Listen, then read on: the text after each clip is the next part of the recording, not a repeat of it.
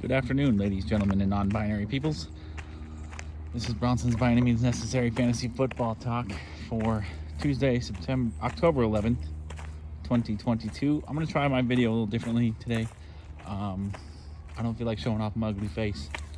I'm feeling very ugly these days. So I'm just going to record when I'm walking because I got to go pick up my car. Because, again, having tire problems. But this time, it's my fault. I guess it's not really my fault. It's kind of the city of Vancouver's fault. I heard before I moved up here about how good the roads were, about how all the tax dollars went to schools and roads. But the roads up here are shit. There's potholes everywhere.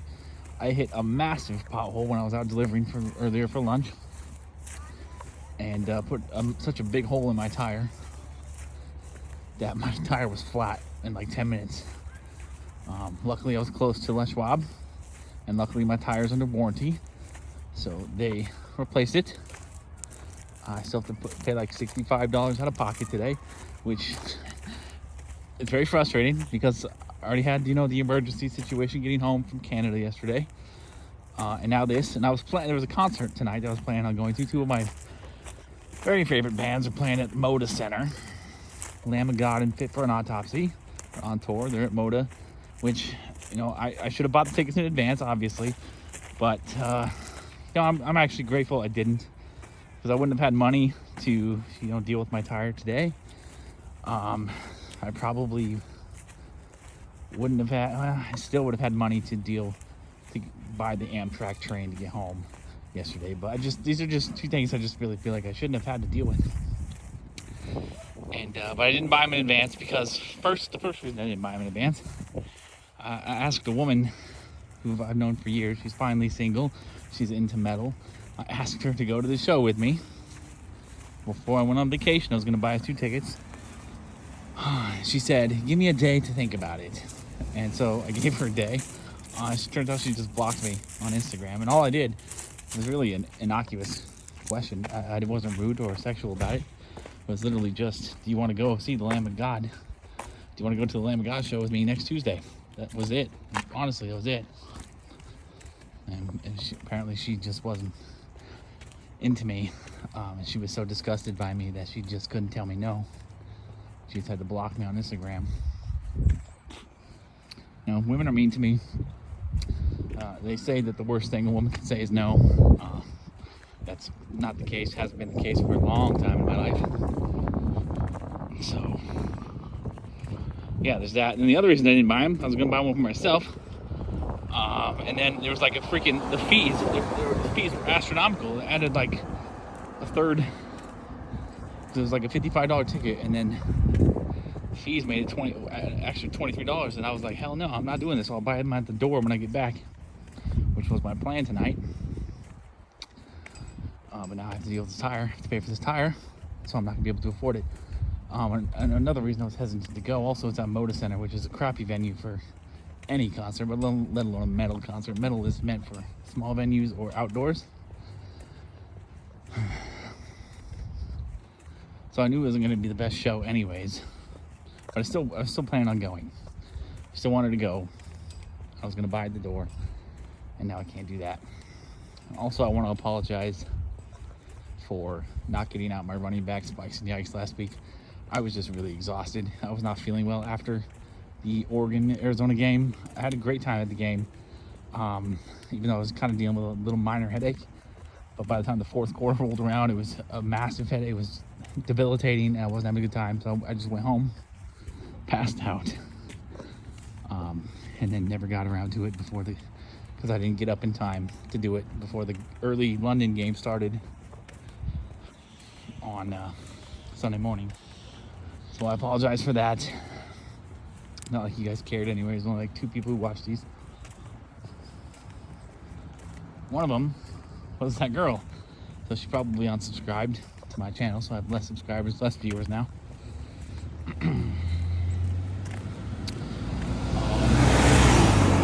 Yeah, my vacation was pretty fun. Saw a lot of stuff. Went to my first college football game as a spectator. Had an awesome time watching Oregon kill Arizona. And yeah, found some leads made some connections for an apartment when I do decide to move, which is I'm gonna have to be, my landlord now needs 30 days, and any prospective landlord needs 60 days. So, I'm not planning on moving till the new year now because we're coming into peak season at UPS. I'm not gonna leave them shorthanded at this time of year. My original plan was to be gone, by Labor Day, so I wouldn't have to deal with it. But since I'm still here in October, I'm gonna stick around until January. Stick around for the holidays and peak season, make as much money as I can. Plus, I still need to figure out how I'm gonna transfer, because I want to transfer with UPS and all that stuff. So it gives me another month, and I can contact these complexes, see what's going to be available in January, and go from there. But as for now, not moving anytime soon. But yeah, Tucson, I always have a great time in Tucson. Love that city, love the vibes. People there are so friendly and nice. Hello. And yeah, I saw the most beautiful woman I've ever seen in my life at a restaurant there in Tucson, and I of course didn't talk to her because she's working. I always feel like I'm bothering them when they're working, so that's one thing. And then the second reason is she's a waitress. How often she probably gets hit on by douchey guys all day long. I didn't want to add to the list, even though I'm not a douchey guy. I just I have confidence issues. Dealt with confidence issues my entire life. Probably will deal with confidence issues my entire life. That's a big reason I don't meet people organically, because I don't usually make a move. But I regret it. I was kicking my own ass 5 seconds after I left for not talking to her. But I just never find the right moment. I can't wait to get back there. Can't wait to be there permanently. It's just, I made friends there already. It's just a place where I can be outdoors all the time. Even when it's raining, it's not even that bad because it's warm, and the rain lasts, a good 5-10 minutes mostly. It's not like here where it just rains constantly for days.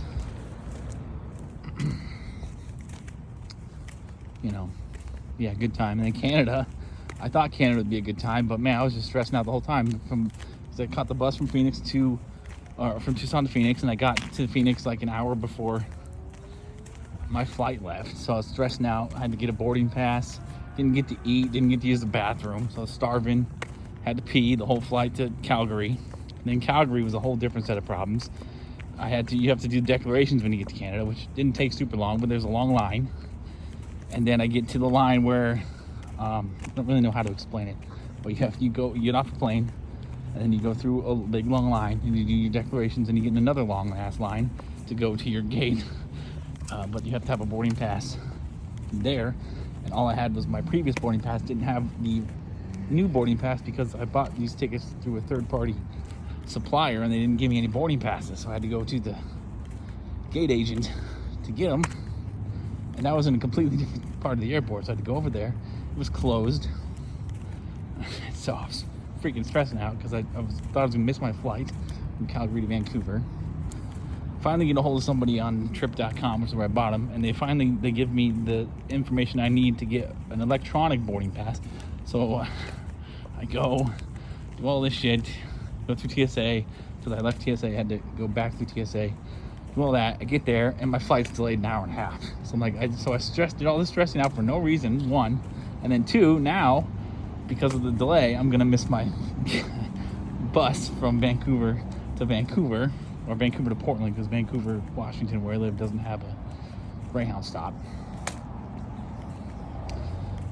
So then I'm like, shit, and I can't refund it because it's the same day, because Greyhound has this thing where if you're gonna ask for a refund or even an exchange, I would have exchanged it for a ticket, the earliest ticket the next day. You have to do it. You can't do it the same day of the trip. So if your flight gets delayed, 4 hours before you're supposed to catch the bus, then you're shit out of luck and can't exchange it or refund it. That's the second time it's happened to me. I'm going to stop buying Greyhound tickets in advance now. I think that's what's going to happen here. And so I had to eat that $75, and then I had to pay $110 for an Amtrak ticket that was so full that they had to assign seats. And so then, instead of catching the bus in Vancouver at 8:30 p.m., I had to wait around all night and catch an Amtrak at 5:30 a.m. I didn't have any money for a hotel in Vancouver, so I had to wander around the city all night. So I sat at the airport for a couple hours, charged my phone up, ate dinner, took my time leaving the airport. And then I walked from the airport into Vancouver City, which took about 3 hours. It was like 15 kilometers. It was like 7-8 miles, whatever that is. Pretty pleasant walk. It was nice. It was ended up being a blessing in disguise. I got to see a lot more of Vancouver than I would have otherwise. Got to see some of the sights. It's a good time to go see all the touristy stuff. At 3, 4 in the morning, because there ain't nobody there. So it worked out, but I was really exhausted. Came home yesterday, passed out at 3 o'clock, didn't wake up till 5 a.m. this morning. Didn't do any work last night. Now I'm behind today because of my car, which I'm going to pick up now. And I can't believe I just wasted almost 12 minutes talking about all that. As soon as I get across this busy road, just look at that, good timing. We'll get to my waivers. Cool. It'd be nice to record this because cars don't often wait for me when I'm crossing this intersection. I've been almost hit here so many times. So having a phone out and recording seems to ensure my safety. Anyways, let's get to it. 12 waiver wire pickups for week 6. As quickly as I possibly can. Quarterbacks. You're going to want Geno Smith. He is a top 6 fantasy quarterback in standard scoring right now. Top 6. Can you believe that? Maybe he's not so bad after all. Maybe Russell Wilson was the problem in Seattle. Maybe he's really not that good. And maybe Seattle won't be looking for a quarterback in the draft this year. Geno Smith should be your top priority quarterback. And then also Kenny Pickett makes this list again. I know he didn't throw any touchdown passes last week. Didn't score any. So we haven't had... he had a pretty good week despite not throwing any touchdown passes. I think he's looked pretty good so far. I think he's only going to get better. Buffalo is a really tough matchup for him in his first career start. I think now, he's going to face not quite as good defense. He's going to be more prepared. I think we're going to see much better performances from Kenny Pickett moving forward. And he has tremendous upside because he's so young. He's another great target at quarterback. Now we'll get to the tight ends. I have 2 for you. Hayden Hurst. Looks like he might be legit for the Bengals. And then Taysom Hill. No quarterback eligibility in most leagues for Taysom Hill. Man, did he have a monster week. And, we can't really expect those monster weeks. But he has enough of those monster weeks. And he's enough of a gadget guy. Really make your fantasy team interesting. And be worth owning in most formats, especially if you have a deeper bench. And then running backs, real quick, Kenneth Walker with Rashad Penny out for the year. That's just the way it goes for Rashad Penny. Unfortunately, he's talented. He is never going to be a guy who stays healthy. Tyler Algier, I guess is how you say his name, like the city. Algier. He looks like the main guy for the Falcons. Brian Robinson, in his first week back after being shot, did get the most carries for the Commanders, as was expected coming out of the preseason. So he should be a top-tier waiver wire list running back. And then, Benjamin has been looking pretty good in limited touches for the Cardinals. And he's the only 100% healthy Cardinals running back that they have currently. So he's worth adding. And then a wide receiver real quickly, because I got to walk in here. Rondale Moore has completely phased out Greg Dortch after only 2 weeks. Alec Pierce is getting better and better each week, seeing a lot of targets as the slot guy for Matt Ryan. George Pickens, that Kenny Pickett, George Pickens chemistry is very, very real. George Pickens is a thing now that Kenny Pickett is a thing, so he should be on your team. And then Isaiah McKenzie has scored a touchdown in all but 1 week so far this season, so he could be a good depth piece for you at wide receiver as well. All right, thanks so much. You guys have a good day. Peace, love, and nacho fries. Good luck. Hit me up. I'll get to my spikes and yikes starting tomorrow, or maybe tonight. We'll see.